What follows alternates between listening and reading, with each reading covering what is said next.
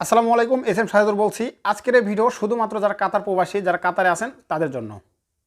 আজকের ভিডিওতে আমি আলোচনা করব এবং দেখিয়ে দিব আপনারা কিভাবে নাস রেজিস্ট্রেশন করবেন। আসলে নাস অর্থটা কি, নাস মানে কি? নাস অর্থ হলো ন্যাশনাল অথেন্টিকেশন সিস্টেম। তো এই রেজিস্ট্রেশন আপনাকে অবশ্যই করতে হবে। এই রেজিস্ট্রেশন আপনি কেন করবেন? আপনি যদি 3 নম্বর ডোজ অথবা বুস্টার ডোজ কমপ্লিট করে থাকেন তাহলে কিন্তু আপনাকে অবশ্যই নাস রেজিস্ট্রেশন করতে হবে। আপনার যদি নাস রেজিস্ট্রেশন করা না থাকে তাহলে কিন্তু আপনি 3 নাম্বার ডোজের যে বুস্টার ভ্যাকসিন সার্টিফিকেট সেটা কিন্তু আপনি প্রিন্ট করতে পারবেন না বা ডাউনলোড করতে পারবেন না। তার জন্য আপনাকে অবশ্যই নাস রেজিস্ট্রেশন করতে হবে। তো নাস রেজিস্ট্রেশন আপনি কাতার থেকেও করতে পারবেন, বাংলাদেশ থেকেও করতে পারবেন, ইন্ডিয়া থেকেও করতে পারবেন, চাইলে নেপাল, শ্রীলঙ্কা থেকেও করতে পারবেন।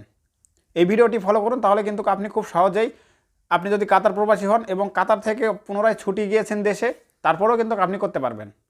তো নাস রেজিস্ট্রেশন কমপ্লিট করার পর আপনি বুস্টার যে ডোজ নিয়েছেন সেই ভ্যাকসিন সার্টিফিকেটটি আপনি অনায়াসে উঠাতে পারবেন, নিশ্চিন্তে ও নির্দ্বিধায় উঠাতে পারবেন এবং আপনার প্রয়োজনীয় কাজেও আপনি ব্যবহার করতে পারবেন। তো দর্শক, বেশি কথা বলবো না, যাবো মোবাইলের ডিসপ্লেতে যাওয়ার আগে একটা রিকোয়েস্ট, যদি আমার এই চ্যানেলে নতুন দর্শক হয়ে থাকেন অবশ্যই চ্যানেলটি সাবস্ক্রাইব করে পাশে থাকা বেল আইকনটি অন করে দেবেন। আর ভিডিও ভালো লাগলে অবশ্যই লাইক করে দেবেন এবং ভিডিও দেখার পর আপনার যদি কোনো মতামত থেকে থাকে অবশ্যই কমেন্ট বক্সে আপনি কমেন্ট করে জানাতে পারেন। তো চলুন আমরা এখন চলে যাবো মোবাইলের ডিসপ্লেতে। গাইস, আমরা চলে আসছি মোবাইলের ডিসপ্লেতে। তো এখান থেকে আমরা ওপেন করে নিব ক্রোম ব্রাউজার এবং আমরা সার্চ বারে ক্লিক করব। এখানে আমরা লিখব NAS রেজিস্ট্রেশন রিকোয়েস্ট। আমরা সার্চ বারে এটা লিখে দেব। আমি অলরেডি আমার সার্চ করেছিলাম, এই জন্য লেখা আছে। আপনারা কিন্তু এই সার্চ বারে এই NAS রেজিস্ট্রেশন এই লেখাটি আপনারা লিখে দেবেন। তো আমি ডিসক্রিপশন বক্সে লিঙ্ক দিয়ে রাখবো, সেখান থেকেও চাইলে আপনারা খুব সহজেই এই ওয়েবসাইটটাতে প্রবেশ করতে পারবেন আপনারা। তো আমি এখানে একটা ক্লিক করে দিলাম।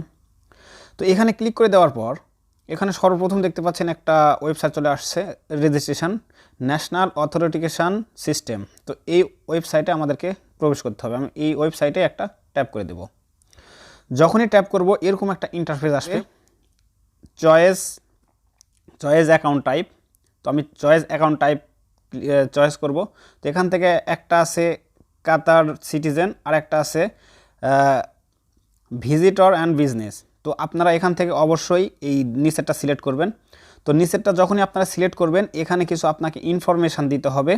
আপনাদেরকে একটু দেখাই। ঘরে আপনাকে ইমেল দিতে হবে, ওই একই ইমেল এই ঘরেও দিতে হবে।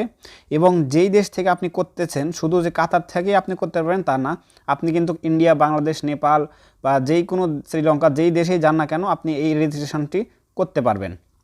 তারপরে আপনাকে যেই দেশে থাকবেন সেই দেশের ফোন নাম্বারটি এখানে সিলেক্ট করবেন। তারপরে যেই দেশের ফোন নাম্বারটি সিলেক্ট করেছেন সেই দেশের ফোন নাম্বারটি আপনারা এখানে বসিয়ে দেবেন। তারপরে রোবটে ক্লিক করে আপনি কন্টিনিউয়ে ক্লিক করে দেবেন। তো আমি সব কিছু ফিল আপ করে আবারও আমি আপনাদের সামনে আসতেছি। গাইস, আমি সমস্ত কিছু ফিল আপ করে নিয়েছি।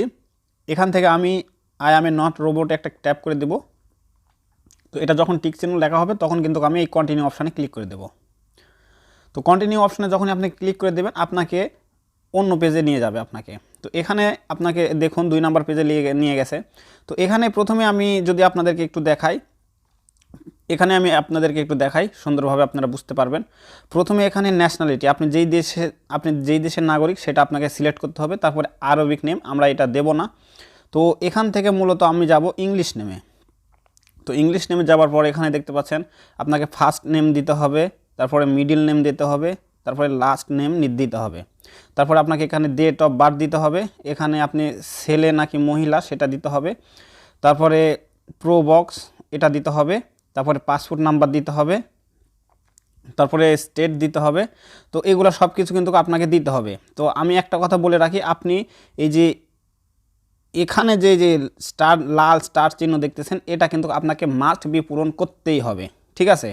তো এটা আপনারা খুব ফলো করে করবেন। তো আমি ফিল আপ করে আবারও আমি আসতেছি আপনাদের সামনে। এই পর্যন্ত হওয়ার পর আপনারা এখানে দেখতে পাচ্ছেন নিচে কিছু ঘর ফাঁকা আছে, অ্যাড্রেস, এটা আপনাকে না দিলেও চলবে, ঠিক আছে? এখানে এই যে বক্স নাম্বারটা এটা না দিলেও চলবে, তবে আপনাকে মেল ফিমেলটা অবশ্যই দিতে হবে আর পাসপোর্ট নাম্বারটা আপনাকে অবশ্যই দিতে হবে। ওকে, তো এত পর্যন্ত হয়ে যাওয়ার পর আমরা আবারও কন্টিনিউ অপশানে ট্যাপ করে দেব।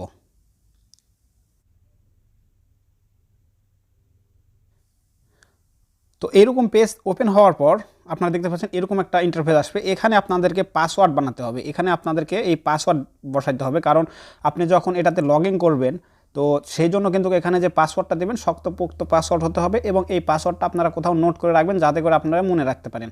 এবং উপরের যে পাসওয়ার্ড আপনারা নিচের ঘরেও দিয়ে দিবেন, তারপর কন্টিনিউ অপশানে ক্লিক করবেন। তো আমি পাসওয়ার্ডটা দিয়ে আবারও আমি আপনাদের সামনে আসতেছি। তো পাসওয়ার্ডটা দেওয়ার পর আমরা এখান থেকে কন্টিনিউ অপশানে ক্লিক করে দেব। তো কন্টিনিউ অপশানে যখনই আপনারা ক্লিক করবেন তো সেভ পাসওয়ার্ড লেখা উঠবে, এখানে আপনার সেভ অপশানে ক্লিক করে দেবেন।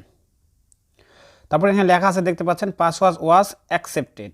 তো এখন আপনাদেরকে কি করতে হবে, যেটা করতে হবে আপনাদেরকে এখান থেকে ইমেলে যেতে হবে। তো আমি ইমেলে প্রবেশ করব।